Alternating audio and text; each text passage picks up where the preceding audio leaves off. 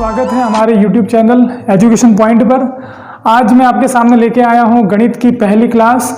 आज अपन सॉल्व करेंगे class 10th RBSC के बोर्ड को पेपर को। आज पहली क्लास के अंदर आज अपन इसको सॉल्व करेंगे और इसके बाद में अगली क्लासों में जल्द ही पटवार वगैरह और भी जितनी कंपटीशन की एग्ज़ाम है उनके लिए क्लासें लेके आएंगे। तो देखिए, पहला प्रश्न अपने को अपने एग्जाम में आया था कि सूत्र निखिलम विधि से 105 का वर्ग ज्ञात करना है। अब सूत्र निखिलम विधि से 105 का वर्ग ज्ञात करने के लिए क्या करना है, देखिए सबसे पहले अपने को देखना है संख्या क्या दे रखी है, 105 संख्या दे रखी है। अब अपने को देखना है कि 105 का निकटतम आधार कितना है। अब अपन देखेंगे भाई आधार होता है 10, 100, 1000 वगैरह, इनमें से इसके निकटतम आधार आ रहा है 100, तो अपन ने यहाँ लिख दिया कि इसका आधार 100 होता है। इसके बाद में अपने को निकालना पड़ता है इसका विचलन। अब विचलन निकालने का सूत्र होता है संख्या माइनस आधार, यानी संख्या में से आधार को घटाएंगे तो अपने को क्या मिल जाएगा, विचलन मिल जाएगा। तो यहाँ संख्या अपने को दे रखी है 105 और उसमें से आधार 100 को घटाएंगे तो कितना मिलेगा, ये 5 मिल जाएगा। तो देखिए, अब इतना काम करने के बाद आपको क्या करना है, इसके दो खंड बनाने हैं। प्रथम खंड हो जाएगा और द्वितीय खंड हो जाएगा। सबसे पहले बात करें अगर दूसरे खंड में आपको क्या लिखना है, तो यहाँ आएगा विचलन का स्क्वायर, यानी जो भी अपने विचलन होगा उसका अपने को वर्ग करना है। और पहले खंड में आएगा संख्या प्लस विचलन, यानी संख्या में विचलन को जोड़ना है। तो देखिए, अगर हम सभी की मांग रखें यहाँ पर, तो संख्या अपने को दे रखी है 105 और उसका विचलन अभी अपन ने निकाला था वो 5 था, और विचलन का स्क्वायर यानी 5 का स्क्वायर। तो देखिए अभी 5 का स्क्वायर होता है 25 और 105 और 5 कितने हो जाते हैं, 110 हो जाते हैं। अब अपने को यहाँ ध्यान देना है, दूसरे खंड में देखना है कि आधार में कितने शून्य हैं कितने जीरो हैं। अब 2 जीरो है तो आपके यहाँ पर 2 अंक होने चाहिए, तो यहाँ 2 अंक हैं, यानी कि अपना एकदम आंसर राइट है। अगर कभी कभी अगर अंक कम बढ़ते हैं तो आगे अपने को जीरो लगाना पड़ता है। इसके बाद में मैं क्या करता हूँ, 110 और 25 को साथ में लिखूंगा तो यही क्या है, 105 का वर्ग हो जाएगा। इसके अगला प्रश्न, तो देखिए दूसरा प्रश्न दे रखा है कि निम्नलिखित समीकरण का हल ज्ञात कीजिए, यानी हल ज्ञात करना है मतलब x का मान ज्ञात करना है। तो इसको अपन x का मान ज्ञात करने के लिए क्या करेंगे, वैसे ये तो है वैदिक गणित का मतलब कि प्रश्न है, लेकिन यहाँ विधि का अगर कोई नाम नहीं लिखा होगा तो अपन क्या कर सकते हैं, इसको सिंपल विधि से भी हल कर सकते हैं। तो इसमें देखिए यहाँ पर ये 2 का गुणा हो रहा है, पूरे कोष्टक के साथ हो रहा है, तो मैं 2 × x करूंगा तो अपने को मिलेगा 2x, और 2 का गुणा 2 से करेंगे तो 2 दूना कितना होता है, 4 हो जाता है। इसके बाद में बराबर है तो बराबर लिख दिया, 7 का गुणा x से करेंगे तो 7x हो जाएगा, और 7 का गुणा 2 से करेंगे तो 14 हो जाएगा। अब देखिए भाई यहाँ x वाला जो पद है वो 2x है, यहाँ पर 7x है, तो भाई जो छोटा है उसको दूसरी ओर भेज देंगे, यानी पक्षांतरण करना है। तो ये 4 तो भाई यही रहेंगे और प्लस के 14 यहाँ आएंगे तो क्या हो जाएंगे, -14, और ये 2x दूसरी ओर जब पक्षांतरण करेंगे तो यहाँ पर हो जाएंगे -2x। अब 4 में से 14 माइनस करेंगे, यानी छोटी में से बड़ी संख्या जाएगी तो आंसर आएगा -10, और 7x में से 2x जाएंगे तो कितना बचेगा, 5x बचेगा। अब अपने को चूंकि x का मान निकालना है तो 5 जो गुणा में है उसका पक्षांतरण करेंगे तो वो आ जाएंगे भाग में। तो भाग में आने के बाद देखते हैं कि -10 में 5 का भाग जाता है -2 बार, तो अपने को इस प्रकार x का मान कितना प्राप्त होता है, -2, जो कि इस समीकरण का हल है। तीसरे प्रश्न में दे रखा है कि 2 संख्याओं का गुणनफल 12960 है और उन संख्याओं का महत्तम समापवर्तक यानी HCF 18 दे रखा है, तो उसका LCM ज्ञात करना है। तो देखिए ये प्रश्न अपने हैं दूसरे चैप्टर का, और इसमें आपको एक सूत्र होता है वो पता होगा कि कोई भी अगर 2 पूर्णांकों का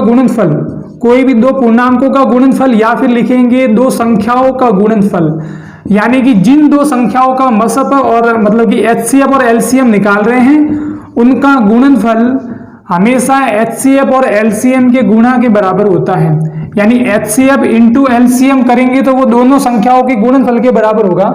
तो यहाँ पर 2 संख्याओं का गुणनफल अपने को दे रखा है 12960, और बराबर में अपने को HCF का मान भी पता है जो कि 18 है, और × LCM जो है वो अपने को निकालना है। अब ये 18 गुणा में है, इसका पक्षांतरण करेंगे तो ये कहाँ आ जाएगा, भाग में आ जाएगा। तो 18 जब भाग में आएगा तो देखिए भाई कितनी बार भाग जाता है, तो 18 का अगर अपन भाग देने जाए इसमें, तो जैसे कि मैं इसको सिंपल करूँ, जैसे कि मैं यहाँ पर अगर 2 का भाग दे तो दोनों में 18 हो जाएगा, और 2 का इसमें देंगे 6 बार, फिर 4 बार 8, फिर वापस देखो, जैसे कि अगर 9 का भाग देने जाए तो 9 का भाग इसमें जाएगा 1 बार और इसमें 9 का भाग जाएगा 7 बार और 2 और 0, यानी कितनी बार हो गया 720 बार।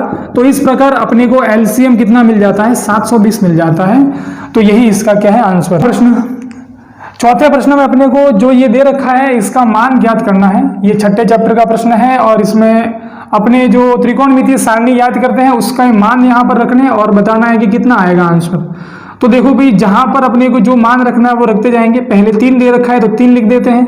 3 का गुणा हो रहा है cos 30 डिग्री से, और चूंकि cos 30 डिग्री का मान कितना होता है √3/2, तो cos 30 डिग्री का मान लिख दिया मैंने यहाँ पर। फिर ये आ रहा है -4 इंटू cos 30 डिग्री का क्यूब, यानी cos 30 डिग्री का घन, यानी जो भी cos 30 डिग्री का मान आएगा उसकी घात अपने को 3 लगानी है। तो cos 30 डिग्री का मान होता है √3/2, तो मैंने यहाँ पर रख दिया। अब आप देखेंगे कि भाई 3 इंटू √3 कितना होता है, 3 √3 होता है, और बटे में कितना आएगा 2 आएगा। इसके बाद में ये 4 है तो 4 लिख दिया। अब √3 का अपने को क्यूब यानी घन करना है, यानी 3 बार गुना करना है।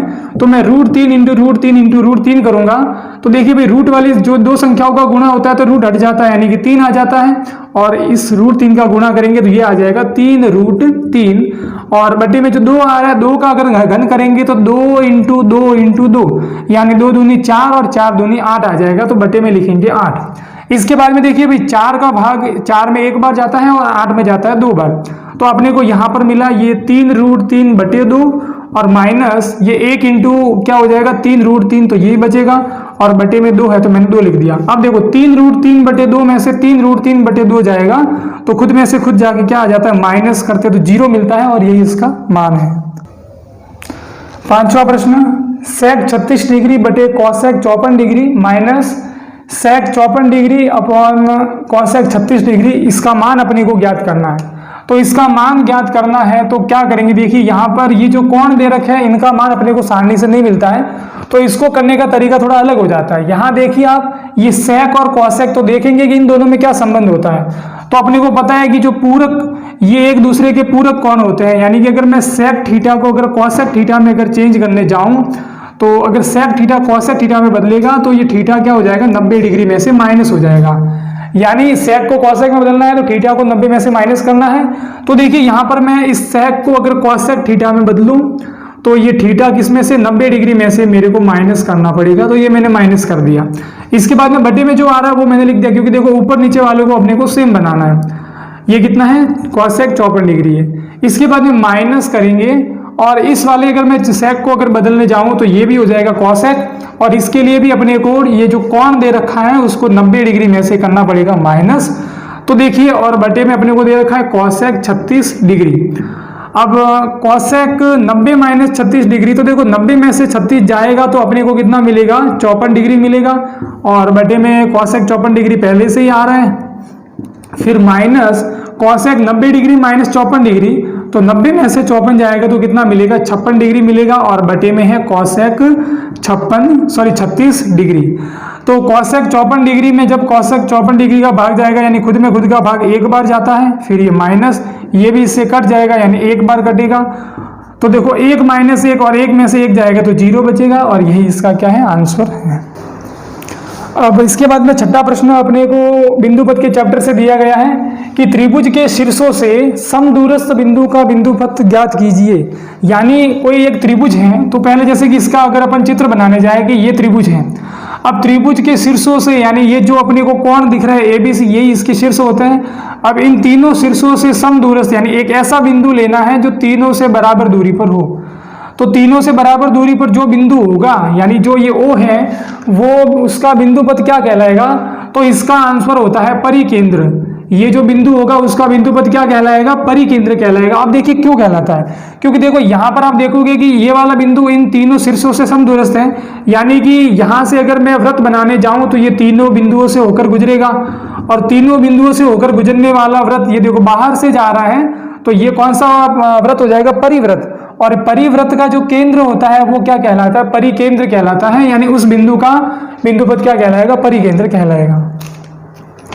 7वां प्रश्न, 5 सेंटीमीटर त्रिज्या वाले वृत्त के केंद्र से 13 सेंटीमीटर दूर स्थित बिंदु से खींची गई स्पर्श रेखा की लंबाई ज्ञात कीजिए। यानी कि अपने को एक वृत्त दे रखा है जिसकी त्रिज्या कितनी है, 5 सेंटीमीटर है। एक 5 सेंटीमीटर त्रिज्या दे रखी है और उसके बाद बोला है कि केंद्र से, केंद्र यानी ये जो ओ केंद्र होता है इससे 13 सेंटीमीटर दूर, 13 सेंटीमीटर दूर कोई एक बिंदु स्थित है जिसका अगर मैं नाम क्या लिख दूं, जैसे मैंने P लिख दिया। इस बिंदु P से यदि मैं एक स्पर्श रेखा खींचूं, स्पर्श रेखा यानी कि एक ऐसी रेखा जो वृत्त को सिर्फ स्पर्श करते हुए गुजरेगी, तो उस रेखा की अपने को लंबाई ज्ञात करनी है। तो देखिए केंद्र से, ये जो केंद्र से अपने को वो बिंदु की दूरी दे रखी है, केंद्र से बिंदु की दूरी अपने को जो दे रखी है वो 13 सेंटीमीटर है और उसकी जो त्रिज्या है वो है 5 सेंटीमीटर। तो देखो मैंने ये त्रिज्या बनाई है, ये 5 सेंटीमीटर की है। अब अपने को ये तो पता है कि कोई भी स्पर्श रेखा खींचेंगे तो स्पर्श बिंदु और त्रिज्या के मध्य जो कोण होता है वो हमेशा कितना होता है, 90 डिग्री का कोण होता है। तो इस प्रकार अपने को देखने को मिला कि जैसे कि ये बिंदु अगर ए ले लें तो यहाँ त्रिभुज OAP कौन सा त्रिभुज हो जाएगा, ये एक समकोण त्रिभुज है। तो चूंकि भाई त्रिभुज OAP एक समकोण त्रिभुज है, तो समकोण त्रिभुज में अपन कौन सी प्रमेय लगा सकते हैं, पाइथागोरस प्रमेय। तो पाइथागोरस प्रमेय में क्या होता है, कोई भी दो भुजाओं से तीसरी भुजा अपन निकाल सकते हैं। तो पाइथागोरस प्रमेय में होता है कि आधार का स्क्वायर प्लस लंब का स्क्वायर बराबर कर्ण का स्क्वायर, यानी कि भुजा जो O है उसका स्क्वायर और प्लस जो AP है उसका स्क्वायर करेंगे तो अपने को जो OP है उसका स्क्वायर मिल जाएगा। तो देखो OA कितनी है, OA ये त्रिज्या है जो कि 5 है, तो 5 का स्क्वायर कर दिया। AP अपने को पता नहीं है क्योंकि ये त्रिज्या स्पर्श रेखा की लंबाई जो कि अपने को ज्ञात करनी है, और OP का मान कितना है, 13 सेंटीमीटर है, तो ये मैंने 13 का स्क्वायर कर दिया। अब 5 का स्क्वायर होता है 25 और प्लस ये AP स्क्वायर है और बराबर में 13 का स्क्वायर कितना होता है, 169 होता है। अब अपने को चूंकि AP का मान निकालना है तो 25 का पक्षांतरण करना पड़ेगा और 25 यहाँ पर प्लस में है तो दूसरी ओर जाके हो जाएगा माइनस, और 169 में से 25 को माइनस करते हैं तो अपने को कितना मिलता है, ये 144 मिलता है। अब देखो यहाँ पर ये मिल रहा है अपने को AP का स्क्वायर, अपने को चाहिए AP का मान, तो मेरे को अगर स्क्वायर को हटाना है तो दोनों पक्षों का वर्गमूल करना पड़ेगा, यानी रूट लगाएंगे तो रूट से स्क्वायर हट जाएगा, यानी ये तो बन जाएगा AP और 144 का वर्गमूल कितना होता है, 12, यानी कि जो ये AP क्या है, यहाँ पर स्पर्श रेखा की लंबाई है AP और उसकी लंबाई कितनी हो गई, 12 सेंटीमीटर। यही आंसर है इसका। 8वां प्रश्न, एक पासे को फेंकने पर 4 से छोटा अंक आने की प्रायिकता, यानी कि अगर एक पासे को अपन फेंकते हैं तो 4 से छोटा अंक आने की प्रायिकता क्या होगी। तो सबसे पहले देखो भाई मैं क्या करता हूँ, एक पासा फेंकता हूँ तो कुल परिणाम कितने बनते हैं पहले वो ज्ञात करते हैं। तो एक पासा फेंकने पर क्या हो सकता है, एक तो 1 आ सकता है, 2 आ सकता है, 3 आ सकता है, 4, 5 और 6, यानी कुल कितने परिणाम आ सकते हैं, इन 6 में से कोई भी परिणाम आ सकता है। अब अपने को जो प्रायिकता निकालनी है उसकी घटना, यानी जिसकी प्रायिकता निकालनी है वो A अगर मैं लूँ तो अपने को वो दे रखा है, क्या बोला है कि 4 से छोटा अंक आना चाहिए, 4 से छोटा अंक आना। अब उसकी प्रायिकता क्या होगी, तो 4 से छोटा अंक देखिए भाई, 4 से छोटा अंक कितनी बार आ रहा है, तो 4 से छोटा अंक 1 भी छोटा है, 2 भी छोटा है और 3 भी छोटा है, इसके अलावा कोई भी 4 से छोटे नहीं है। यानी कि अगर 1, 2 और 3 आते हैं तो अपने इस घटना को संतुष्ट करेंगे, यानी ये है घटना को संतुष्ट करने वाले परिणाम, यानी कि अनुकूल परिणाम। तो आप देखो अपने को निकालनी है प्रायिकता किसकी, घटना A की, तो PA बराबर हो जाएगा अनुकूल स्थितियां या फिर अनुकूल परिणाम, मतलब कितने परिणाम अपने घटना के अनुकूल हैं, और बटे में अपने को लिखना पड़ेगा कुल परिणाम। तो अनुकूल परिणाम यहाँ पर अगर अपन गिनते हैं तो ये 1, 2 और 3, और बटे में कुल परिणाम कितने हैं, 6। तो 3 का 3 में जाएगा 1 बार भाग और 6 में जाएगा 2 बार भाग, यानी कि 1/2, ये इसका आंसर। 9वां प्रश्न, वाहनों के लिए आवश्यक PUC का पूरा नाम लिखिए। अब PUC की फुल फॉर्म अपने को बतानी है तो वो उसकी फुल फॉर्म होती है पॉल्यूशन अंडर कंट्रोल सर्टिफिकेट। ये तो हो जाएगा, इसका आंसर हो जाएगा। सड़क सुरक्षा वाले का प्रश्न है, और इसके बाद में अगला जो 10वां प्रश्न है वो भी सड़क सुरक्षा का ही है, लेकिन उसमें जो कंसेप्ट काम में आएगा वो आएगा समांतर श्रेणी का, यानी कि 5वें चैप्टर का। तो अपने को इसमें दे रखा है एक कार 3 मिनट में पहला, 6 मिनट में दूसरा और 9 मिनट में तीसरा यातायात सिग्नल पार करती है, तो 13वां सिग्नल पार करने में कितना समय लेगी। यानी कि अपने को दे रखा है कि पहला सिग्नल 3 मिनट लगता है, दूसरे को पार करने में 6, फिर 9, तो एक प्रकार से ये समांतर श्रेणी है। और अपने को बोला है कि अगर 13वां सिग्नल अगर अपने को पार करना है तो कितना समय लगेगा। तो देखिए इसका अपने को ध्यान से देखें तो इसका प्रथम पद क्या है, इसका प्रथम पद यानी ए वो अपने को दे रखा है 3, और उसके बाद में अपन सार्व अंतर देखने जाए यानी कि अंतर कितने का आया, तो 3 प्लस करने पर 6 आया, 6 में 3 प्लस करने पर 9 आ रहा है, तो सार्व अंतर डी कितना है, वो भी 3 है। अब अपने को 13वें सिग्नल को पार करने में कितना समय लगेगा, यानी कि इसका 13वां पद क्या होगा वो ज्ञात करना है, यानी A13 ज्ञात करना है। तो देखो इसका क्या तरीका होता है, A13 बराबर अपने को यहाँ पर जितना भी दे रखा है उससे एक कम लिखना है, यानी कि 13 से एक कम यानी 12, तो अपने को लिखना है A प्लस 12D लिखना है, क्योंकि इसका सूत्र होता है AN बराबर A plus N minus 1 into D, यानी जितना N होगा उसमें से एक कम करना पड़ेगा। अब देखिए A का मान कितना है 3 है, फिर प्लस 12 इंटू डी का मान भी 3 है, तो 3 प्लस अब 12 इंटू 3 कितने होते हैं 36 होते हैं, तो 3 और 36 कितने हो जाएंगे 39, यानी कि 13वां सिग्नल पार करने में 39 मिनट लगेंगे। 11वां प्रश्न वैदिक गणित का है, सूत्र परावर्ती योज्यता से अपने को भाग देना है। तो इसमें भाग देने के लिए सबसे पहले देखेंगे कि भाजक यानी किसका भाग देना है, तो 123 का भाग देना है, तो ये मैंने 123 भाजक ले लिया। इसके बाद में अपने को इसका आधार निकालना पड़ता है, इसका विचलन निकालना पड़ता है। तो डायरेक्ट अपन अगर प्रश्न को पहले क्या करना पड़ता है, एक फॉर्मेट के रूप में लिखना पड़ता है, यानी कि पहले 3 खंड बनाने पड़ते हैं, 1, 2 और 3। ये 3 खंड बनाने के बाद में आपको पहले खंड में लिखना पड़ता है भाजक, उसके नीचे लिखेंगे उसका आधार, और उसके नीचे आ जाएगा उसका विचलन, और विचलन के बाद में आ जाएगा परिवर्तित गुणांक। परिवर्तित गुणांक, ये 4 चीजें अपने को लिखनी पड़ती है पहले खंड में। तो भाजक अपने को दे रखा है 123, और आधार देखे तो भाई इसके निकटतम क्या आएगा 100 आएगा निकटतम आधार, तो ये अपने को ये मिल गया। इसके बाद में 123 में से 100 घटाएंगे तो विचलन मिल जाएगा, तो 123 में से 100 जाएगा तो 23 मिलेगा। अब 23 का अपने को निकालना है परिवर्तित गुणांक, यानी जो विचलन आएगा वो अभी अपने को धनात्मक यानी प्लस वाले के रूप में मिल रहा है, तो इसको माइनस के रूप में लिखेंगे तो वो क्या हो जाएगा इसका परिवर्तित गुणांक। और वैदिक गणित में जो माइनस लिखने का तरीका क्या होता है कि संख्याओं के ऊपर अपन ऐसे ये बार वाले चिन्ह लगाते हैं और इन्हें बोलते हैं विनकुलम चिन्ह। तो ये चिन्ह लगा देंगे तो ये हो जाएगा विनकुलम 2 और विनकुलम 3, यानी ये माइनस में हो गया। इसके बाद में आपको सीधे जाना है तीसरे खंड में। अब तीसरे खंड में जाके आपको कितने अंक लेने हैं, जितने आधार में शून्य है। आधार में 2 जीरो है तो आपको इस भाजक में से पीछे से कितने 2 अंक लेने हैं, यानी 85 को मैंने यहाँ ले लिया, और उसके अलावा जो 148 बचा है इसको कहाँ लिख देना है अपने को दूसरे खंड में लिख देना है। अब देखिए जो पहला अंक 1 है इसको अपने को नीचे उतारना पड़ेगा, यानी ये जो 1 है इसको मैं ऐसे का ऐसे नीचे लिख देता हूं। फिर 1 का गुणा करना पड़ेगा इससे, यानी विनकुलम 2 और विनकुलम 3 से 1 का गुणा करेंगे तो देखो भाई 1 का गुणा विनकुलम 3 से करेंगे तो विनकुलम 3 आएगा, और 1 का गुणा विनकुलम 2 से करेंगे तो वो का वही आएगा।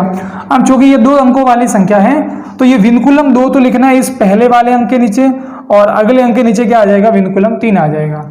और इस निशान का मतलब क्या होता है कि माइनस करना है, यानी 4 में से 2 को घटाना है, तो घटाने पर कितना आ जाएगा 2। अब एक बार में 1 को ही घटाना या जोड़ना करना है, दूसरे को नहीं घटाना है। अब क्या कर लो भाई 2 का गुणा कर लो, तो 2 का गुणा करना है इससे, तो मैं देखता हूं कि भाई 23 दूनी 46 होता है, और दोनों के ऊपर क्या आ रहा है विनकुलम चिन्ह आ रहा है, तो ये लगा दिया। अब देखो अभी मैंने 2 का गुणा किया तो इसकी अगली संख्या ये वाली है, तो इसके नीचे तो आ जाएगा विनकुलम 4, और अगली संख्या के नीचे क्या आ जाएगा विनकुलम 6।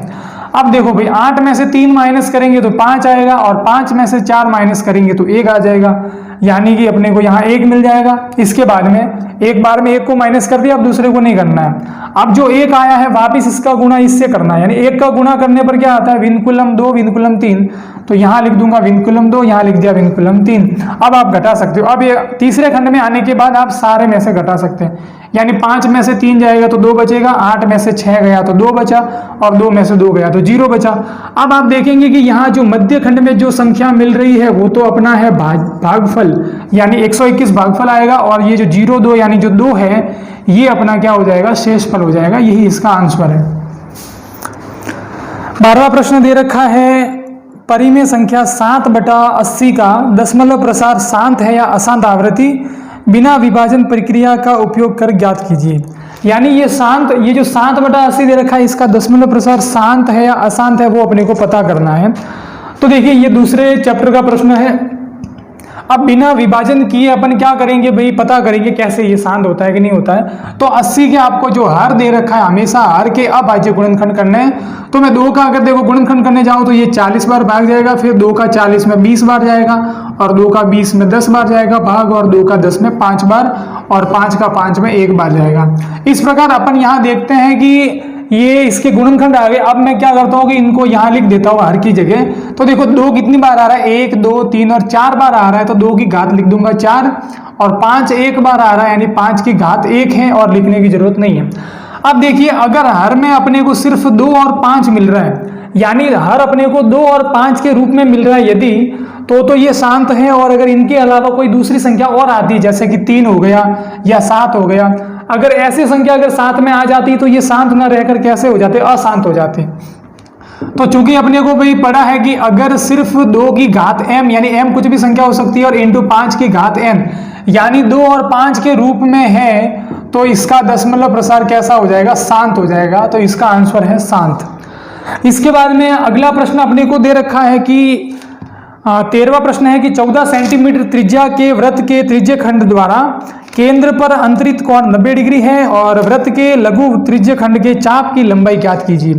15वें चैप्टर का प्रश्न है कि अपने को एक वृत्त दे रखा है, उसका केंद्र क्या है, O है। अब एक त्रिज्य खंड है, यानी कि ये त्रिज्याओं के मध्य का खंड है। ये त्रिज्य खंड क्या कर रहा है कि केंद्र पर 90 डिग्री का कोण अंतरित करता है, और त्रिज्याओं की लंबाई अपने को दे रखी है 14 सेंटीमीटर। अब अपने को ज्ञात करना है किसकी लंबाई, चाप की लंबाई। चाप यानी कि ये जो A और B, इसके मध्य में जो वृत्त का भाग आ रहा है उसकी लंबाई ज्ञात करनी है। तो देखिए चाप की लंबाई का सूत्र कैसे बनता है वो देख लीजिए। आपको चूंकि पता है कि ये चाप कौन से भाग पर स्थित है, वृत्त की परिधि पर। तो वृत्त की परिधि पर स्थित है, तो वृत्त की परिधि का सूत्र होता है 2πr, और इंटू आपको करना है थीटा बटे 360 डिग्री का, तो यही इसका सूत्र होता है। अब देखो 2 इंटू पाई, पाई का मान होता है 22/7, और इंटू आर, आर यानी त्रिज्या कितनी दे रखी है 14, और इंटू थीटा बटे 360, थीटा दे रखा है 90 डिग्री, और बटे में 360। अब देखो 0 से 0 कट जाएगा, और 9 चौके 36 हो जाएगा। इसके बाद में 7 का भाग जाता है 14 में 2 बार, और 2 इंटू 2 4 होता है, और 4 से 4 कट जाएगा, यानी अपने को खाली क्या यहाँ पर बच रहा है, 22 बच रहा है, यानी 22 सेंटीमीटर ही क्या है, चाप की लंबाई है। 14वां प्रश्न दे रखा है कि एक शंकु है जिसका व्यास 14 मीटर है, और तिर्यक ऊंचाई यानी L अपने को दे रखी है 25 मीटर, तो उसका संपूर्ण पृष्ठीय क्षेत्रफल अपने को ज्ञात करना है। तो देखिए सबसे पहले अगर मैं चित्र बनाने जाऊं, इसका शंकु है, और अपने को शंकु का जो आधार है उसका व्यास, अब व्यास कितना दे रखा है अपने को 14 मीटर, यानी यहां से यहां तक की पूरी लंबाई 14 मीटर है, और उसकी तिर्यक ऊंचाई यानी ये जो तिरछी ऊंचाई है वो कितनी दे रखी है, 25 मीटर दे रखी है। तो अब देखिए सबसे पहले कि व्यास से अपने को हमेशा क्या निकालनी पड़ती है, त्रिज्या निकालनी पड़ती है, और त्रिज्या क्या होती है, व्यास की आधी, यानी 2 का भाग देंगे तो जो मिलेगा वो हो जाएगा त्रिज्या उसकी, यानी 7 मीटर त्रिज्या है, और तिर्यक ऊंचाई कितनी है इसकी 25 मीटर है। अब अपने को भाई शंकु का क्या ज्ञात करना है, संपूर्ण पृष्ठीय क्षेत्रफल। तो संपूर्ण पृष्ठीय क्षेत्रफल का सूत्र होता है पाई आर कोष्टक आर प्लस एल। संपूर्ण पृष्ठीय क्षेत्रफल का ये सूत्र होता है। तो देखिए पाई का मान होता है 22/7, आपको इंटू करना है आर का, और आर है 7, और वापिस आर प्लस एल यानी 7 प्लस एल कितना है 25 है, तो ये मैंने यहाँ लिख दिया। अब देखिए 7 से 7 कट जाएगा, तो यहाँ बचेगा 22, और इंटू ये 7 और 25 कितने हो जाएंगे, 32 हो जाएंगे। अब 32 इंटू अपने को 22 करना है, तो 32 का गुणा अगर 22 से करने जाए तो कितना मिलेगा, ये 4 और 6, 4 और 6, यानी इसके हिसाब से अपने को कितना मिल जाएगा, ये 704। तो 704 और ये क्षेत्रफल है यानी कि वर्ग मीटर, तो 704 वर्ग मीटर इसका क्या हो जाएगा, क्षेत्रफल हो जाएगा। 15वां प्रश्न सड़क सुरक्षा वाले चैप्टर का है। एक सीधे व 8 मीटर ऊंचे खंबे के शीर्ष पर एक सीधा और 8 मीटर ऊंचा एक खंबा है, और इसके शीर्ष पर क्या लगा हुआ है, एक सीसीटीवी कैमरा लगा हुआ है जो कि यातायात को देखता है। तो देखने वाली जो रेखा होगी ये वाली यातायात को देखेगी, तो जो ये रेखा होगी ये कहलाएगी दूरदृष्टि रेखा, और दृष्टि रेखा की अपने को लंबाई दे रखी है जो कि कितनी है 10 मीटर है। ये अपने को 10 मीटर दे रखी है। अब देखो ये कैमरा जैसे कि अगर गोल गोल घूमेगा तो एक क्या बनाएगा, वृत्त बनाएगा, एक वृत्त बनाएगा। तो अपने को प्रश्न में यही बोला है कि इस वृत्त का क्षेत्रफल ज्ञात कीजिए, और साथ में बोला है कि पाई का मान कितना अपने को काम में लेना है 3.14। तो अपने को पाई की जगह अब की बार ये रखना पड़ेगा। तो देखिए अगर मैं इस आकृति का नाम देने जाऊं तो ये मैंने नाम दे दिया OAB। अब आप देखिए खंभा हमेशा 90 डिग्री पर यानी लंबवत होता है, तो ये त्रिभुज कौन सा हो जाएगा, समकोण त्रिभुज। और समकोण त्रिभुज में पाइथागोरस प्रमेय काम में आती है। तो पाइथागोरस प्रमेय से क्या करेंगे, दो भुजाओं से अपन ये तीसरी भुजा निकालेंगे और ये तीसरी भुजा क्या करेगी, वृत्त के त्रिज्या का काम करेगी और वृत्त की त्रिज्या मिल जाएगी तो अपन इसका क्षेत्रफल निकाल सकते हैं। तो यहाँ देखिए पाइथागोरस प्रमेय से क्या होता है, OA का स्क्वायर और प्लस OB का स्क्वायर किसके बराबर होता है, AB के स्क्वायर के बराबर होता है। तो अब देखिए भाई OA का स्क्वायर, OA कितना है 8 है और 8 का स्क्वायर करने पर 64 आता है। फिर OB का स्क्वायर, OB यहाँ पर मैंने क्या बोला है कि ये वृत्त की त्रिज्या का काम करेगी, तो इसको मैं R लिख देता हूँ यानी R का स्क्वायर। और AB कितना है 10 है, तो 10 का स्क्वायर कितना होता है 100, तो इसको मैंने डायरेक्ट लिख दिया 100 लिख दिया। अब 64 को आप दूसरी ओर पक्षांतरण करोगे तो माइनस हो जाएगा, यानी 64 माइनस 100। अब 100 में से 64 हो जाएगा तो कितना बचेगा अपने पास, 36 बचेगा। अब ये स्क्वायर हटाना है तो क्या करेंगे, वर्गमूल यानी रूट का निशान लगाएंगे, तो रूट से स्क्वायर हट जाएगा तो ये 8 बन जाएगा और 36 का वर्गमूल होता है 6 और सारी इकाइयाँ कितनी मीटर में चल रही है, तो अपने को त्रिज्या मिल गई 6 मीटर। अब इसके बाद में अपने को निकालना है वृत्त का क्षेत्रफल। तो वृत्त का क्षेत्रफल का सूत्र होता है पाई आर स्क्वायर।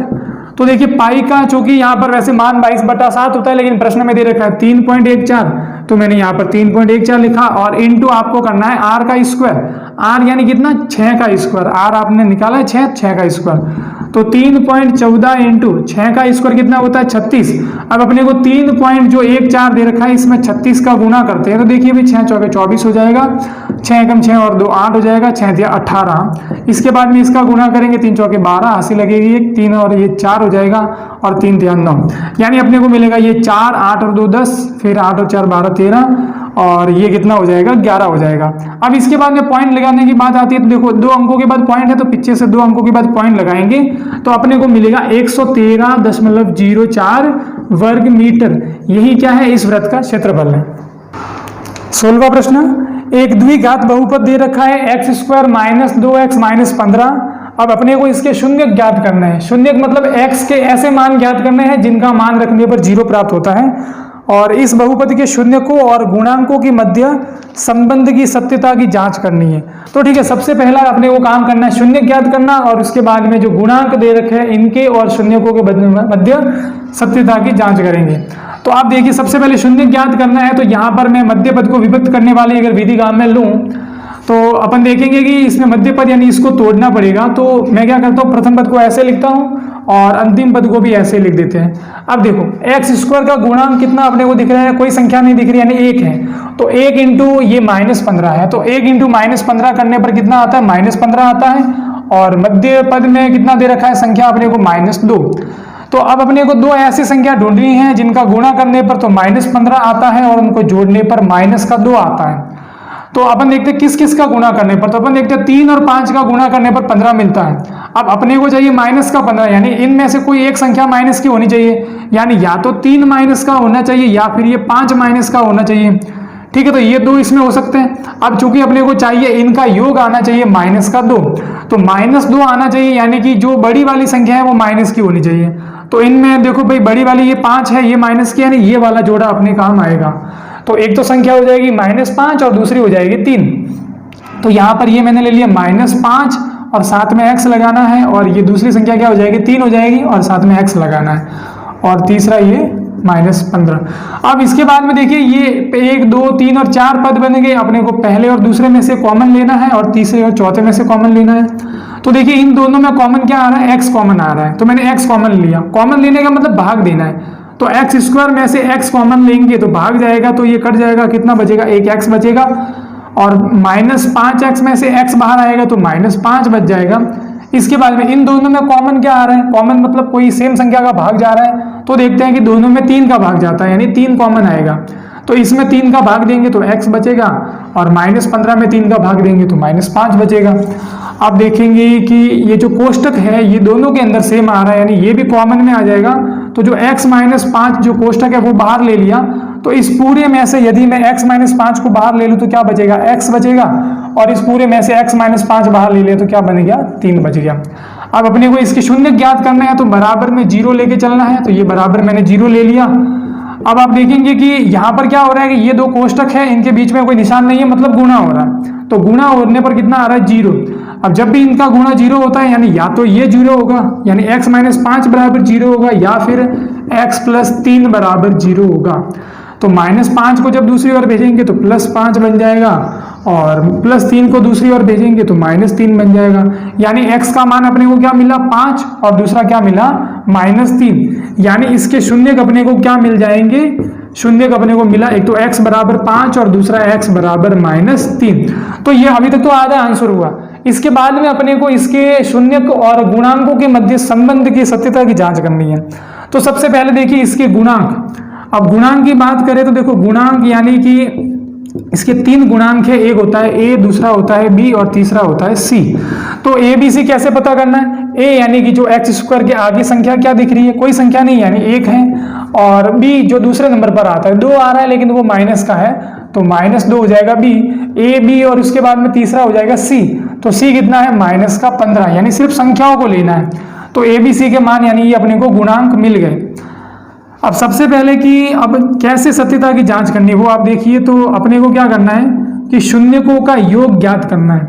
अब शून्यकों का योग ज्ञात करने के 2 तरीके होते हैं। एक तो अपन शून्यकों से योग ज्ञात करेंगे, दूसरा गुणांक से ज्ञात करेंगे।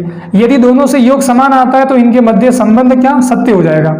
तो देखिए शून्यकों का एक तो योग ज्ञात करते हैं इन दोनों से, यानी मैं 5 और ये जो -3 है इनको जोड़ूंगा तो 5 और माइनस, देखो ये प्लस माइनस माइनस हो जाएगा, 5 में से 3 जाएगा तो 2 बचेगा, यानी शून्यकों का योग वैसे कितना है 2 है।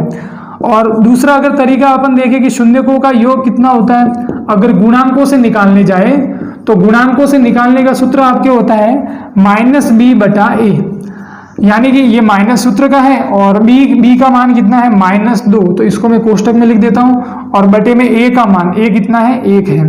अब माइनस इंटू माइनस प्लस हो जाएगा और 2/1, बटे में 1 लिखने की जरूरत नहीं है यानी कि 2।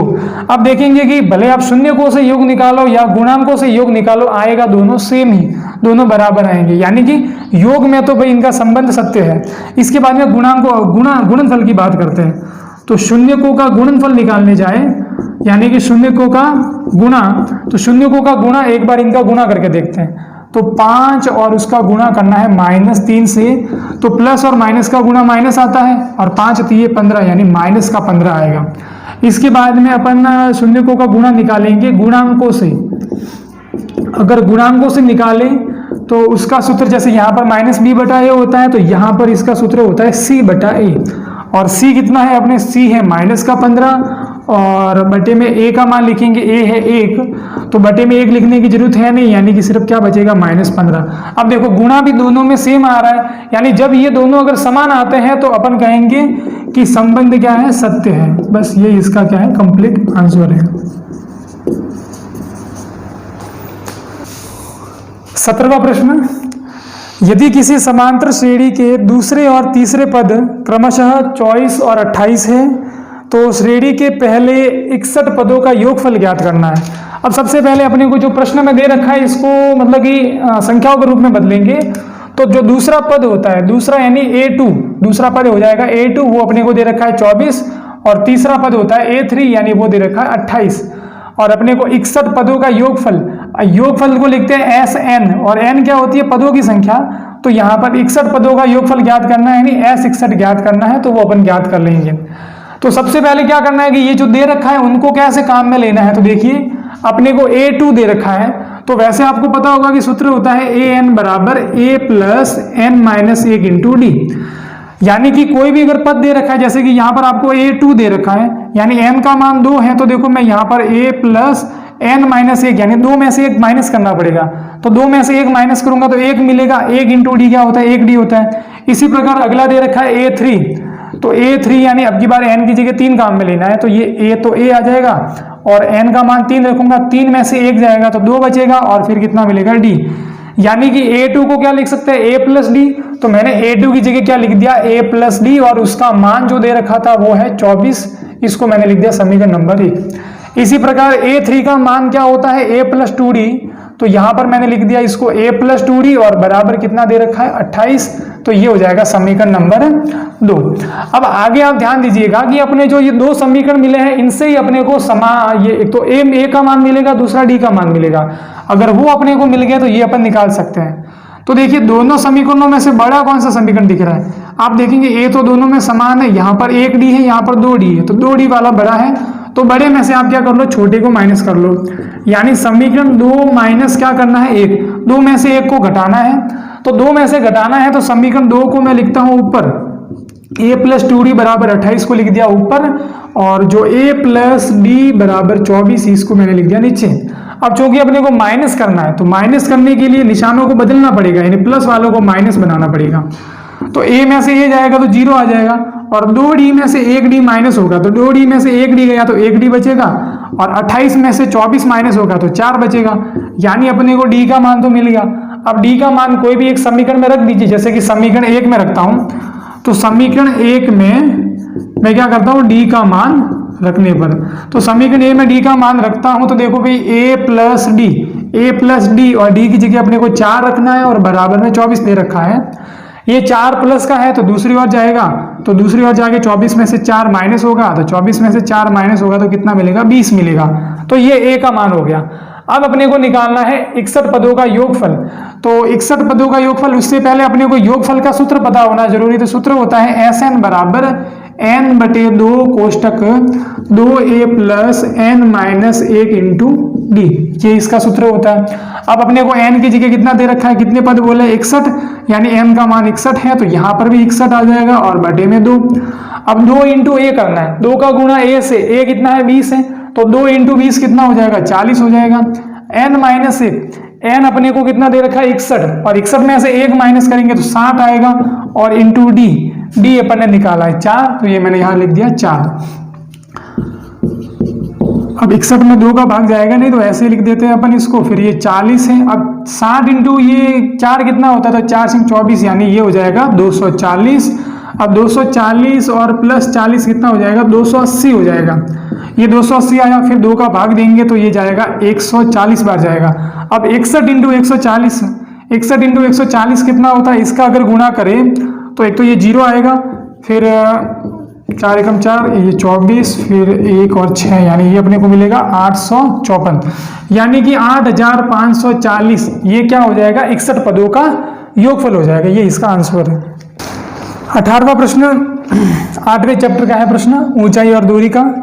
इसमें बोला है एक 12 मीटर ऊंचा पेड़, एक पेड़ था जो कि 12 मीटर ऊंचा था और तेज हवा से इस प्रकार टूट जाता है। अब ये पहले तो 12 मीटर था, लेकिन टूट के गिर गया और उसका शीर्ष जो है वो जमीन को छूने लगता है, और जमीन के साथ 30 डिग्री का कोण बनाता है। यानी शीर्ष जो है वो जमीन के साथ, यानी इसके साथ 30 डिग्री का कोण बनाता है। तो तेज हवा से पेड़ जमीन से कितनी ऊंचाई से टूटा। अब देखो ये जमीन है और इससे यहाँ इस ऊंचाई से टूटा है, तो अपने को ये वाली जो ऊंचाई है यानी इसकी लंबाई अपने को ज्ञात करनी है। तो जैसे कि मैं इस त्रिभुज का नाम ले लेता हूं, जैसे कि ABC, और पेड़ लंबवत होता है, ठीक है। तो अपने को यहाँ पर पेड़ कितनी ऊंचाई से टूटा है, यानी ये यहाँ से यहाँ इतनी ऊंचाई से टूटा है, तो अपने को इसका मान ज्ञात करना है। यानी इसको मैं क्या मान लेता हूँ, x मान लेता हूँ। अब आप देखिए कि ये पेड़ पूरा तो था 12 मीटर का, अब 12 में से x मीटर तो ये वाला भाग है, क्योंकि देखो ये और ये भाग आखिरकार है पेड़ का। ये 12 में से x मीटर है, तो बाकी कितना बचेगा, 12 माइनस x, यानी ये कितना हो जाएगा, 12 माइनस x मीटर हो जाएगा।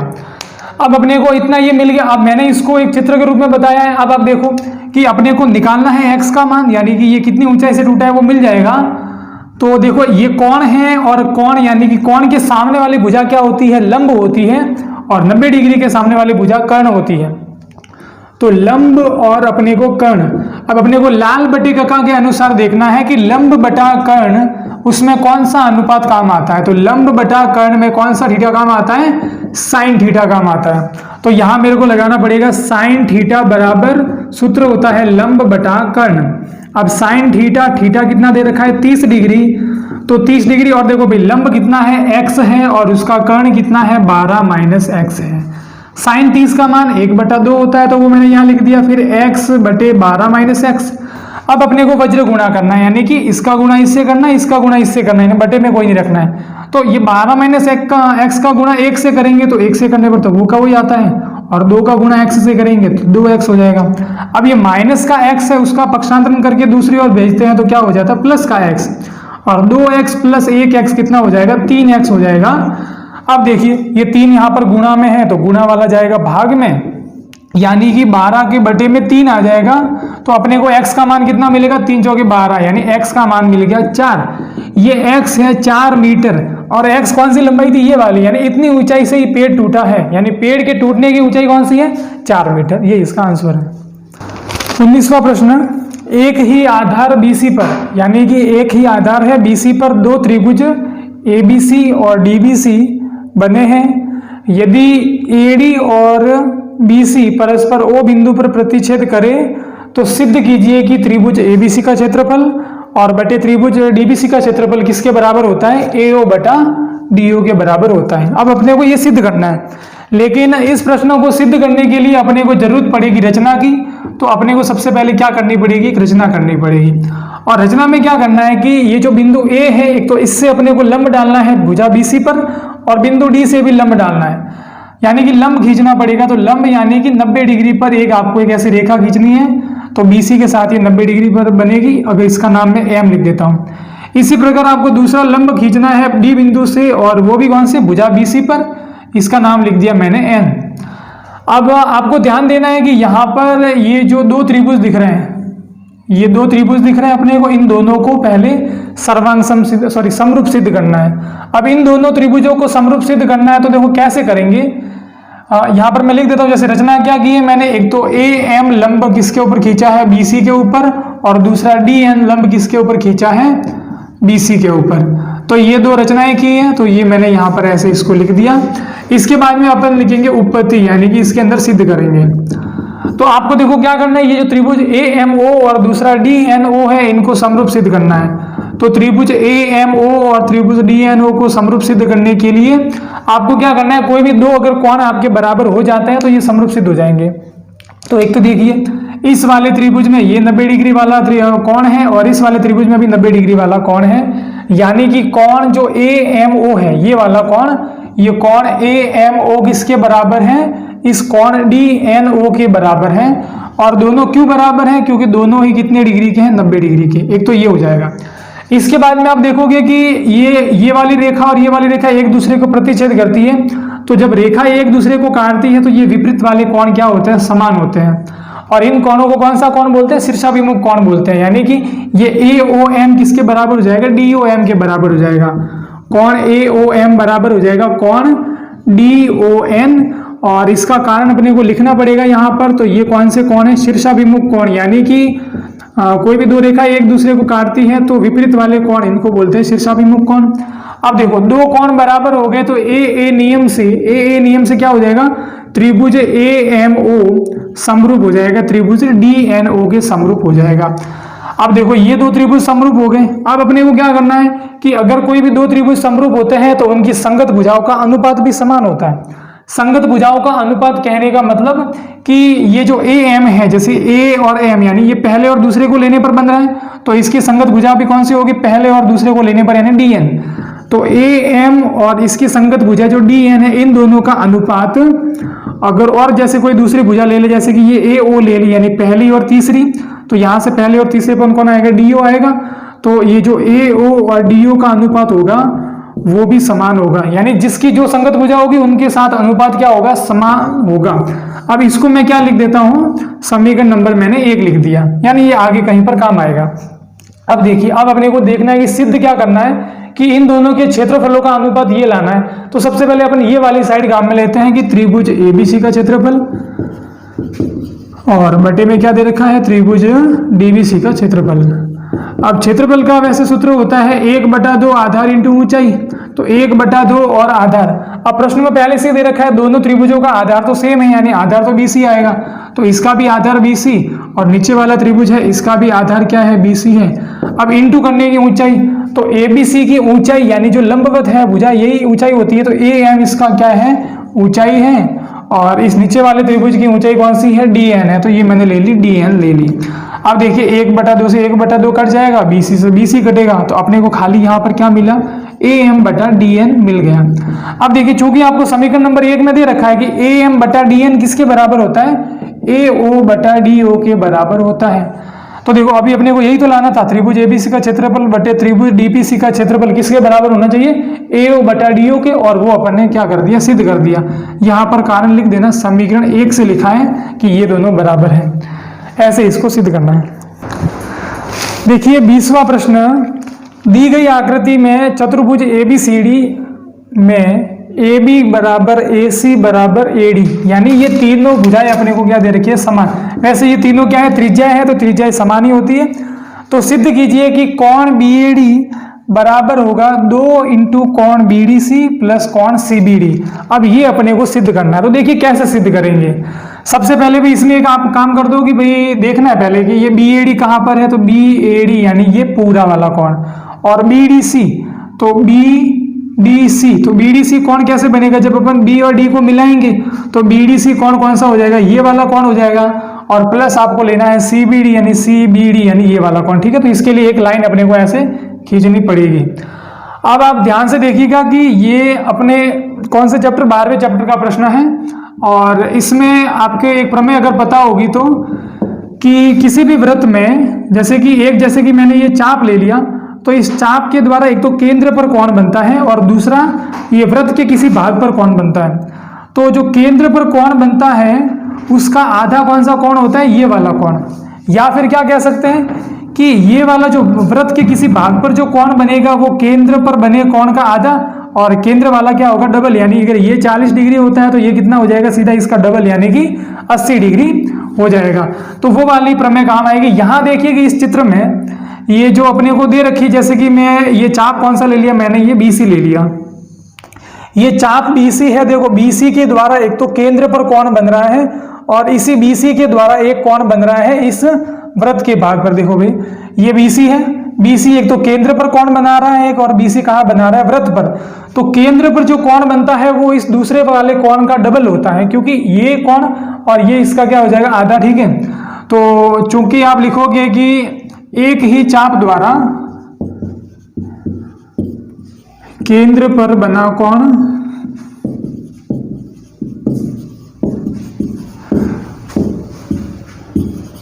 वृत्त पर बने कोण का दुगना होता है।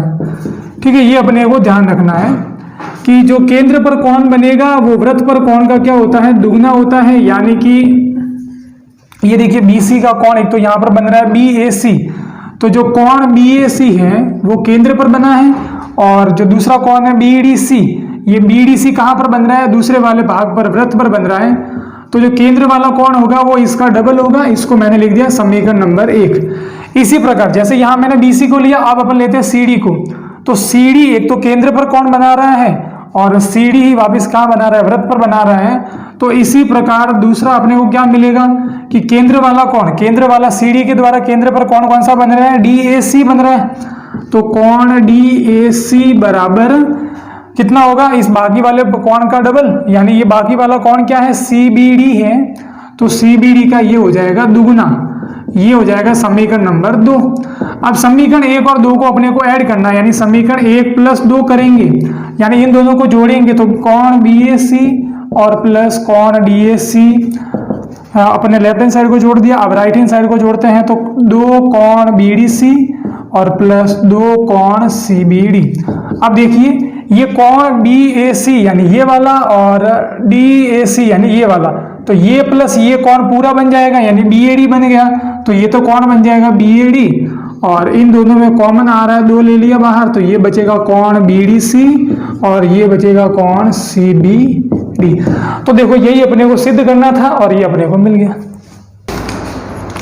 21वां प्रश्न, त्रिभुज ABC की, ये त्रिभुज ABC है और इसकी भुजा BC को एक वृत्त स्पर्श करता है, यानी एक वृत्त है जो BC को टच करता है कौन से बिंदु पर, P बिंदु पर।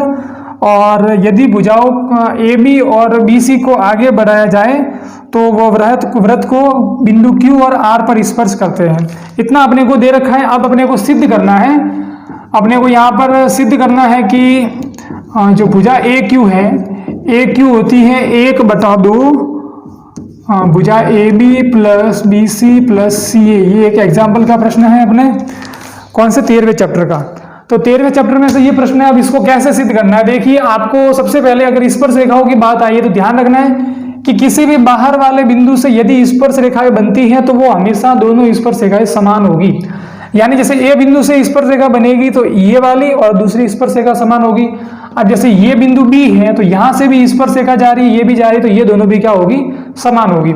तो जैसे कि मैं अगर यहां पर अगर लिखूं तो देखो, जैसे बिंदु ए की पहले बात करें तो बिंदु ए से स्पर्श रेखा एक तो है ए क्यू और दूसरी कौन सी है, ए आर, यानी वृत्त को जहां टच होती है वहां तक। तो ए क्यू किसके बराबर होगी, ए आर के बराबर होगी। एक तो ये हो गया समीकरण number 1।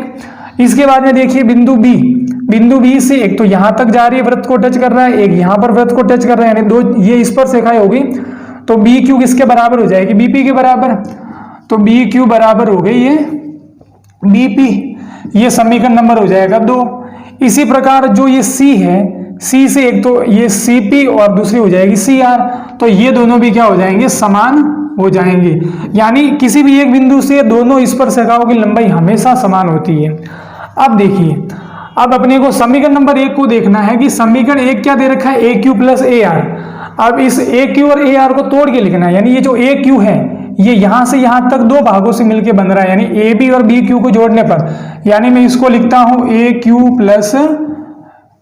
B plus B Q, इसको मैंने लिख दिया A B plus B Q और बराबर ए आर। जो ए आर है ये क्या हो जाएगा, ए सी प्लस सी आर, तो इसको लिखा मैंने ए सी प्लस सी आर। अब देखिए, अब प्रश्न में अपने को जो सिद्ध करना है उसमें देखो, एक ए बी चाहिए, एक सी ए या ए सी, कोई भी एक सेम ही होता है, तो ए बी सी ए और बी सी चाहिए। तो अब देखो इस वाले में अपने को ए बी दिख रहा है, ए सी दिख रहा है, लेकिन बी सी नहीं दिख रहा है, ठीक है। तो यानी अपने को बी सी अपने को लाना है। तो देखो बी सी किस किस से मिलके बन रहा है, बीपी और सीपी से, बीपी और सीपी से, यानी कि अपने को जो ये वाले भाग है इनमें कहीं ना कहीं अपने को बीपी और ये सीपी इनको अपने को लाना पड़ेगा। तो ठीक है, देखिए मैं क्या करता हूं कि ये अपने देखो जैसे कि ये बी क्यू है, अब बी क्यू किसके बराबर है, बीपी के बराबर है, तो ये बी क्यू की जगह कितना आ जाएगा, बीपी आ जाएगा। तो यहां मैं लिख देता हूं ये। अब यहाँ इसको थोड़ा ऐसे ना करके क्या कीजिए, देखो कि चूंकि देखो ये दोनों तो बराबर ही, अब आपको क्या करना है कि ए क्यू और ए आर दोनों को जोड़ना है। ये जो दोनों बराबर है इनको जोड़ दीजिए, इनको मैं अलग ले लेता हूं, यहाँ तो बराबर दे रखा है, इनको जोड़ के लिखा। अब देखो ए क्यू किससे मिलके बना, ए बी और बी क्यू से, तो इसको तो मैंने लिखा A B plus B Q लिख दिया, फिर प्लस ए आर किससे मिलके बना है, ए सी और सी आर से, तो ये लिखा मैंने ए सी प्लस सी आर। अब देखो ए बी और ए सी तो चाहिए, ये दोनों आ गए, बाकी इनको हटाना है। तो देखो बी क्यू का मान, समीकरण 2 में बी क्यू का मान कितना दे रखा है, बीपी, तो ये जो बी क्यू है इसकी जगह क्या आ जाएगा, बीपी आ जाएगा, और ए सी तो अपने को चाहिए, ठीक है, ये मैंने रख दिया यहाँ पर सी आर। अब सी आर किसके बराबर है, सीपी के बराबर है, तो ये मैंने सीपी यहाँ पर लिख दिया। अब देखो ये ए बी है, अब देखो ये ए बी है और ए सी है, ये तो अपने को चाहिए थे, वो लिख दिए। इसके अलावा क्या आ रहा है, बीपी और सीपी, तो बीपी और ये सीपी, जब ये बीपी और सीपी जब दोनों मिलेंगे तो क्या बन जाएगा, पूरा बीसी बन जाएगा, यानी इन दोनों से मिला के अपने को क्या मिलेगा, बीसी मिलेगा। और देखो ये ए क्यू प्लस ए आर, अब चूंकि यहाँ देखिए ये ए क्यू और ए आर दोनों बराबर है, यानी ए आर किसके बराबर, ए क्यू के बराबर, तो ये इस ए आर की जगह क्या आ जाएगा, ए क्यू आ जाएगा, और ए क्यू कितना हो जाएगा, 2 ए क्यू हो जाएगा। अब 2 यहाँ पर गुणा में है तो दूसरी बार जाएगा भाग में, यानी ए क्यू बराबर ये भाग में यानी 1/2 हो जाएगा, और ये A B plus B C और प्लस ए सी, यही अपने को यहाँ सिद्ध करना था। अपने को एक परिगत वृत्त की रचना करनी है, यानी कि एक ऐसा वृत्त जो त्रिभुज के बाहर होता है, और वो त्रिभुज ए बी सी, उसकी अपने को भुजाएं दे रखी है, ए बी बराबर 6 सेंटीमीटर और ए बी बराबर 5 सेंटीमीटर, और कोण भी कितना दे रखा है, 60 डिग्री दे रखा है। तो सबसे पहले त्रिभुज बनाना है, तो आप क्या करोगी, जैसे भुजा ए बी दे रखी है, अब ए बी दे रखी है तो अपने को स्केल की सहायता से ए बी को कितना खींचना है, 5 सेंटीमीटर खींच लिया, इसका नाम दे दिया ए बी। फिर आपको देखना है कोण दिखना है, कोण जो बी है, बी यानी ये वाला कोण 60 डिग्री का, तो 60 डिग्री का कोण बनाने का क्या तरीका होता है, प्रकार को यहाँ रखना है, फिर इसको ऐसे घुमाना है, फिर यहाँ रख के आप पहला चाप काटोगे तो वो कितने डिग्री का मिलेगा, 60 डिग्री का, तो इसको इससे मिला के आगे तक बढ़ाना है, तो ये 60 डिग्री कोण बन जाएगा। अब ये जो भुजा BC, इस B के ऊपर एक बिंदु C लेना है, वो कितना 6 सेंटीमीटर दूर होना चाहिए। तो प्रकार को 6 सेंटीमीटर खोलिए और 6 सेंटीमीटर जहां पर भी चाप करता है वो बिंदु हो जाएगा C। अब C को अपन को मिलाना है A से, तो ये त्रिभुज ABC की रचना हो गई। अब ये तो त्रिभुज की रचना हुई, इसके बाद अपने को बनाना है परिगत व्रत। परिगत यानी इसके चारों ओर व्रत बनाना है। तो ध्यान दीजिए भी चारों ओर जो व्रत बनेगा वो चारों ओर व्रत, यानी कि देखो चारों ओर व्रत किसको टच करके जाता है, इन शीर्षों को यानी कोणों को। अगर व्रत कोणों को टच करता है तो अपने को समद्विभाजन करना है भुजाओं का। तो यहाँ पर कोणों को टच करेगा, यानी भुजाओं को समद्विभाजन कैसे करते हैं, जैसे कि ये भुजा है तो अपने को प्रकार को यहाँ रखना है और इसके आधे से ज्यादा खोला, एक चाप ऊपर काट दो और एक चाप आपको काटना है नीचे। अब जैसे पहले यहाँ पर रख के आपने चाप ऊपर नीचे काटे, अब B पर रखो, प्रकार को उतना ही खुला रखना है, एक चाप यहाँ एक चाप यहाँ। फिर इन दोनों को, ये जो दो चाप कट रहे हैं इन दोनों को ऐसे डैश डैश वाली लाइन से मिला लेना है। ये तो अभी एक भुजा का हुआ। इसी प्रकार अगर जैसे मैं दूसरी भुजा का करूं तो इसमें भी प्रकार को आधे से ज्यादा खोलना है, एक चाप इधर एक चाप इधर और वापिस यहाँ रख के एक चाप इधर एक चाप इधर। अब दोनों एक चाप एक दूसरे को काटेंगे तो इनको भी मिला दिया। अब ये जो डैश डैश वाली रेखाएं हैं दोनों एक दूसरे को जहां काटेगी वो बिंदु हो जाएगा O। अब आपको देखना है प्रकार को O पे रखना है और C तक खोलना है। फिर देखना है C तक, अगर C तक जा रहा है तो फिर देखो क्या B तक जा रहा है, A तक जा रहा है। अगर तीनों तक पहुंचता है तो अपने को क्या करना है, ऐसे घुमा के एक क्या बनाना है, व्रत बनाना है और वही व्रत क्या हो जाएगा, परिगत व्रत हो जाएगा। 23वां प्रश्न, एक व्रत की त्रिज्या 21 सेंटीमीटर है और जीवा द्वारा केंद्र पर 90 डिग्री का कोण बनाया जाता है, तो जीवा द्वारा बने लघु वृत्तखंड का क्षेत्रफल। अब की बार आपको क्या करना है, लघु वृत्तखंड यानी कि देखो ये जैसे कि व्रत है, अब इसकी जैसे ये दो त्रिज्याएं ले ली मैंने और ये क्या है, जीवा है। तो जीवा और जो व्रत के मध्य का जो भाग होता है ये कहलाता है वृत्तखंड। छोटा वृत्तखंड है इसलिए इसको क्या बोलेंगे, लघु वृत्तखंड बोलेंगे। अब अपने को लघु वृत्तखंड का क्षेत्रफल निकालना है, तो लघु वृत्तखंड के क्षेत्रफल का सूत्र होता है पाई आर स्क्वायर इंटू थीटा बटे 360 डिग्री और माइनस आपको करना है 1/2 आर स्क्वायर साइन थीटा। ये इसका सूत्र होता है लघु त्रिज्याखंड का सूत्र। तो आपको चित्र में त्रिज्या दे रखी है 21 सेंटीमीटर और जो कोण है इनके मध्य दे रखा है थीटा, वो है 90 डिग्री। तो मान रख दीजिए, देखो 22/7 पाई का मान होता है आर का स्क्वायर, आर यानी 21 का स्क्वायर, स्क्वायर यानी 2 बार गुणा, तो 21 इंटू 21 कर दिया और इंटू थीटा बटे 360 यानी 90 डिग्री बटे 360 डिग्री और minus 1/2 into R square, R यानी 21 का स्क्वायर और 21 का स्क्वायर कितना होता है, 441 होता है और साइन थीटा है यानी 90 डिग्री। अब देखो 7 का 21 में जाएगा 3 बार भाग, 0 से 0 कटेगा, 9 चौके 36 ये कट गया, 2 का इसमें 2 बार भाग जाएगा, 2 का इसमें जाएगा 11 बार भाग और नहीं कट रहा है। तो देखिए 11 इंटू 3 ये 33 हो जाएगा और इंटू ये 21 और बटे में कितना है, ये 2 है। फिर देखिए ये ऊपर आएगा 441 बटे में 2 और साइन 90 डिग्री का मान 1 होता है और 1 का गुणा होकर सेम ही आएगा। अब अपने को क्या करना है, इन दोनों का जैसे गुणा करना है, 21 इंटू 33 कितना होता है, तो 3 और 6 यानी कि ये आ जाएगा 693 बटे 2 और ये है 441 बटे 2। अब इनका अलग अलग ऐसे भाग नहीं देना, देखना है कि दोनों के बटे में 2 है तो कॉमन में ऐसे बटे में 2 लिख दो और 693 में से 441 घटाना है। अब देखो 3 में से 1 जाएगा 2 बचेगा, 9 में से 4 जाएगा 5 बचेगा, 6 में से 4 जाएगा 2 बचेगा और बटे में 2। अब 252 में कितनी बार जाएगा, 2 एकम 2, 2 दूनी 4 और 2 छह 12 यानी कि 126 बार भाग गया, तो 126 वर्ग सेंटीमीटर ये इसका क्या है, क्षेत्रफल है। 24वां प्रश्न, एक धातु का गोला जिसकी त्रिज्या 9 सेंटीमीटर है, अगर उसको पिघलाकर बेलन बनाते हैं जिसकी त्रिज्या 3 सेंटीमीटर है और ऊंचाई 6 सेंटीमीटर है, तो ऐसे कितने गोले बेलन बनाए जा सकते हैं। अब देखिए गोले को पिघलाकर बेलन बना रहे हैं और अपने को बेलनों की संख्या याद करनी है, यानी एक बड़ा गोला है उसको पिघलाकर बेलन बनाया। तो जब भी ऐसा प्रश्न आता है कि पिघलाकर अगर कोई दूसरी चीज बनाए, तो जैसे कि आपको निकालनी है बेलनों की संख्या, तो बेलनों की संख्या निकालने का क्या तरीका होता है। अब देखो सबसे पहले बेलन किसको पिघला के बन रहा है, गोले को पिघलाकर, तो गोले का आयतन तो आ जाएगा ऊपर और पिघलाकर जो बन रहा है यानी जो छोटी चीज बन रही है उसका आयतन आएगा नीचे, यानी बेलन का आयतन कहाँ आ जाएगा, नीचे। तो यहाँ आ जाएगा बेलन का आयतन। अब गोले के आयतन का सूत्र होता है 4/3 पाई आर क्यूब और अब चूंकि देखो भाई दोनों की त्रिज्याएं अलग अलग दे रखी है, एक की 9 एक की 3 है, तो इसको मैं R1 ले लेता हूं और बेलन की जो इसका आयतन का सूत्र होता है वो होता है पाई आर स्क्वायर एच। तो इसकी त्रिज्या मैं ले लेता हूँ R2, ठीक है। ये R1 और R2 अलग अलग है। अब पाई का मान तो दोनों में सेम होता है तो ये कट जाएगा। इसके बाद में बाकी बचा 4/3 इंटू R1 का क्यूब। R1 यानी ये पहले जो गोले की त्रिज्या वो है 9, तो 9 का क्यूब कर दिया और बटे में R2 का स्क्वायर, R2 है 3, तो 3 का स्क्वायर और इंटू H करना है। H कितना है? 6 है। अब देखिए ये 4/3 है। अब देखो ये 9 का क्यूब करना है, 9 का 3 बार गुणा, 9 इंटू 9 इंटू 9 और बटे में 3 का स्क्वायर कितना होता है? 9 होता है और इंटू ये 6। एक तो देखो ये 9 से 9 कट जाएगा, 3 का इसमें भाग जाएगा कितनी बार? 3 बार। तो अब अपने को मिला 4 इंटू 9 इंटू 3, तो ये 4 इंटू 9 इंटू 3 और बटे में ये कितना है? 6 है। तो फिर 3 का इसमें जाएगा 2 बार भाग, 3 दूनी 6 होता है, 2 का जाएगा 4 में भाग 2 बार, तो अपने को मिला 2 इंटू 9 यानी कितना मिला? 18। तो कितने बेलन बनेंगे? 18 बेलन बनेंगे। ये इसका क्या है? आंसर। अब देखिए 25वां प्रश्न प्रायिकता का। एक थैले में 5 सफेद गेंद हैं, 2 लाल गेंद है, 3 काली गेंद है। थैले में से एक गेंद को यादृच्छा निकाला जाता है, तो इसकी क्या प्रायिकता है कि निकाली गई गेंद, पहला प्रश्न बोला है कि सफेद होगी, तो प्रायिकता निकालनी है कौन से गेंद की? सफेद गेंद की।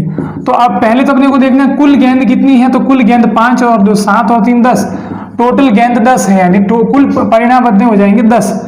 तो प्रायिकता निकालने का क्या तरीका होता है? सफेद गेंद, तो सफेद गेंद कितनी? 5 है और बटे में कुल गेंद यानी कितनी? 10 है। अब ये 5 एकम 5 और 5 दूनी 10 कट गए, तो ये कितना मिला? 1/2। तो सफेद गेंद होने की प्रायिकता हो जाएगी 1/2।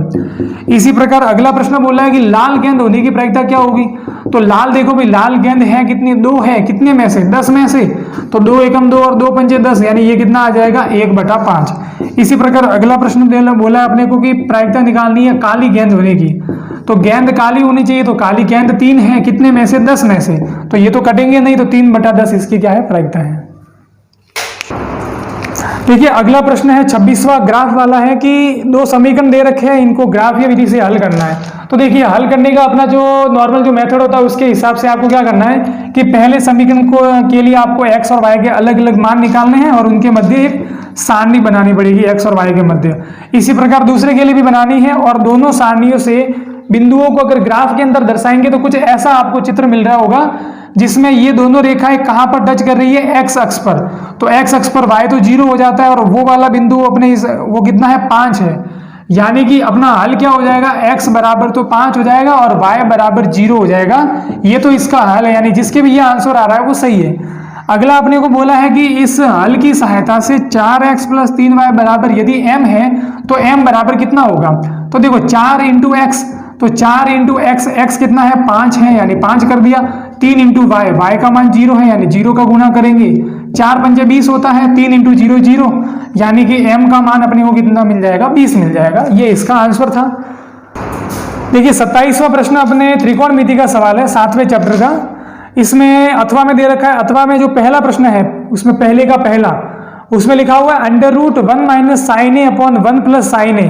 तो अब इसके बराबर जो भी सिद्ध करना है तो क्या करना है आपको? जब भी रूट दिखता है तो हरों का परिमेयकरण करना है, यानी नीचे जो दे रखा है 1 + sin a, तो आपको क्या करना है? ऊपर नीचे 1 - sin a का गुणा करना है। उसके हिसाब से अपने को ये सामने वाली राइट हैंड साइड अपने को मिल जाती है। फिर इसी का दूसरा प्रश्न दे रखा है कि sin a + cos a का होल स्क्वायर वगैरह, तो इनको सर्व समीका यानी a + b का होल स्क्वायर वाली सर्व समीका से खोलना है। और उसके बाद में त्रिकोणमिति की भी एक सर्व समीका होती है, कौन सी? 1 + tan स्क्वायर a बराबर क्या होती है? sec स्क्वायर a, यानी sec स्क्वायर थीटा, और 1 + cot स्क्वायर थीटा बराबर क्या होता है? cosec square theta. तो ये 2 सर्व समीकाएं आगे आपके खोलने के बाद काम आएगी। ऐसे काम में लोगे तो राइट हैंड साइड मिल जाएगी। इसके बाद में अथवा में जो प्रश्न दे रखा है कि cos थीटा की घात 4 और प्लस sin थीटा की घात 4, तो इनमें घातों को पहले तोड़ना पड़ेगा, यानी कि आपको घात 2 लगा के उसके ऊपर घात 2 लगानी पड़ेगी। फिर आगे कुछ सर्व समीकरण काम में लेके आपको इसको भी हल करना पड़ेगा।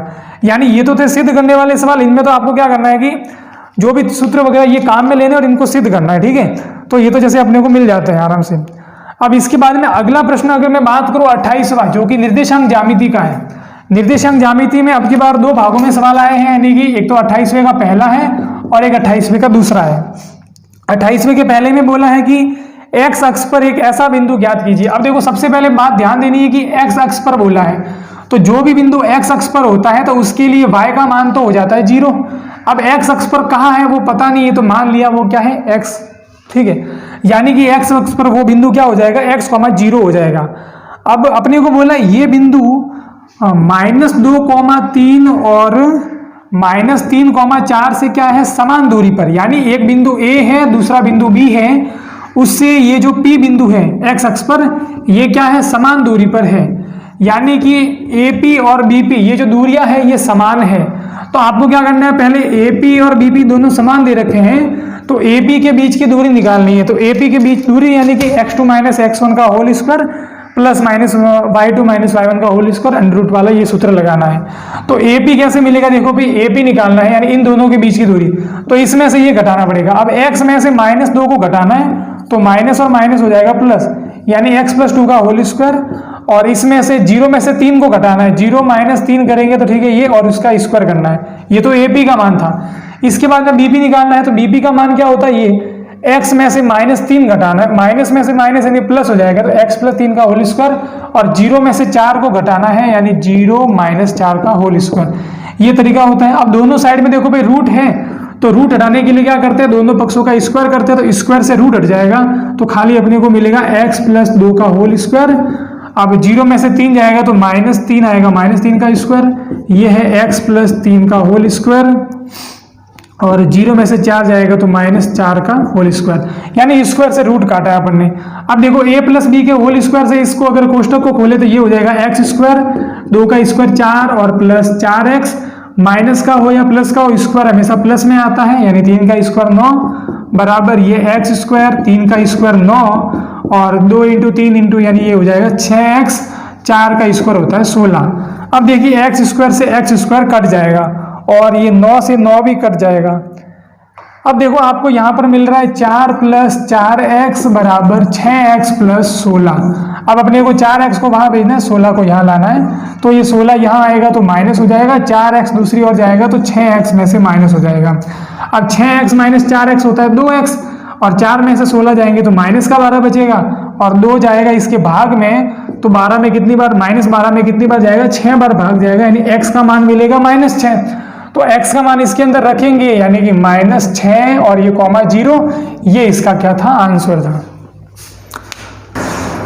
28वें का दूसरा प्रश्न, बिंदुओं 11,8 और 1,3 को मिलाने वाले रेखा को, यानी A और ये B को मिलाने वाले रेखा को एक बिंदु P है जो 7,6 है, किस अनुपात में विभाजित करता है, वो अनुपात ज्ञात करना है।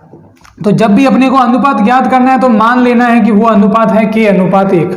अब ये k/1 हो गया। अब अपने को k का मान ज्ञात करना है, तो देखिए यहाँ पर विभाजन की बात आई है, यानी अपने को वो यहाँ पर विभाजन सूत्र काम में लेना पड़ेगा। इसके लिए देखिए ये पहला बिंदु है, इसलिए ये हो जाएगा x1 y1, और ये दूसरा बिंदु है तो ये हो जाएगा x2 और y2, और विभाजित करने वाला बिंदु होता है xy, और अनुपात अपने होता है m1 और m2। ठीक है, तो अपने को सभी के मान यहाँ पर चित्र में दिख रहे हैं, तो देखो मैं यहाँ पर सूत्र लिखता हूँ कि विभाजन करने वाला जो बिंदु होता है, यानी एक्स वाई किसके बराबर होता है, m1 × x2 plus m2 × x1 और बटे में m1 प्लस m2, ये सूत्र इसका। इसी प्रकार कॉमा के बाद m1 y2 plus m2 y1 और बटे में m1 प्लस m2, ये सूत्र यहाँ पर काम आएगा। अब देखो x और y क्या है, विभाजित करने वाले बिंदु, यानी ये कितने हैं, 7,6 हैं।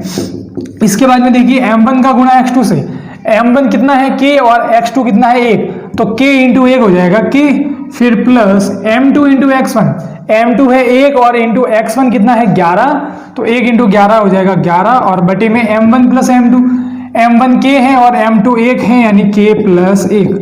इसी प्रकार कॉमा के बाद आपको दिखेगा m1 × y2, m1 k है y2 3 है, यानी 3 × k 3 k हो जाएगा, m2 y1, m2 है 1 और y1 है 8, 1 × 8 हो जाएगा 8, और बटे में m1 प्लस m2 यानी k प्लस 1 हो जाएगा।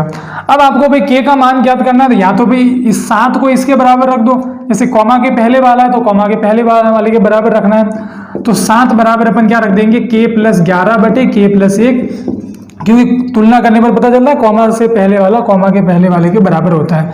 अब बटे में k प्लस 1 है, ये दूसरी ओर जाएगा तो गुणा में चला जाएगा, बराबर में ये k प्लस 11, 7 इंटू के करेंगे तो 7k और 7 का गुणा 1 से करेंगे तो 7 और बराबर में क्या है k प्लस 11। अब अपने को k को लाना है यहाँ पर, 7 को भेजना है दूसरी ओर, तो k यहाँ आएगा तो माइनस हो जाएगा, 7 भी दूसरी ओर जाएगा तो माइनस हो जाएगा। अब 7 के में से 1 k जाएगा तो 6 k बचा, 11 में से 7 जाएगा तो कितना बचेगा, ये 4 बच जाएगा। अब अपने को 6 यहाँ पर जो गुणा में आ रहा है, ये 6 यहाँ पर गुणा में है तो इसको कहाँ भेजना पड़ेगा, भाग में, तो ये 4 के बटे में चला जाएगा। अब 2 दूनी 4 और 2 तिया 6, यानी k का मान कितना मिला, 2/3। अब k के बटे में कुछ नहीं यानी 1 है, ठीक है। अब k बटा 1 को क्या लिखते हैं अपन, k अनुपात 1, तो इसी प्रकार 2/3 को क्या लिखेंगे, 2:3, यानी अनुपात कितना है, 2:3। तो 29वां प्रश्न दे रखा है, सिद्ध कीजिए कि चाप द्वारा वृत्त के केंद्र पर अंतरित कोण वृत्त के शेष भाग के किसी बिंदु पर अंतरित कोण का दुगुना होता है। अब अपने को ये बताना है कि ये जो चाप है इसके द्वारा एक तो केंद्र पर जो कोण बनता है वो शेष भाग पर जो कोण बनेगा, यानी यहाँ अगर x कोण बनता है तो यहाँ इसका दुगुना यानी 2x बनेगा, ये अपने को सिद्ध करना है। तो आपकी किताब में एक प्रमेय दे रखी है 12.8, इसमें पूरा इसको सिद्ध किया हुआ है, तो वहां से आप देख सकते हैं कि इसको कैसे सिद्ध करना है, ठीक है।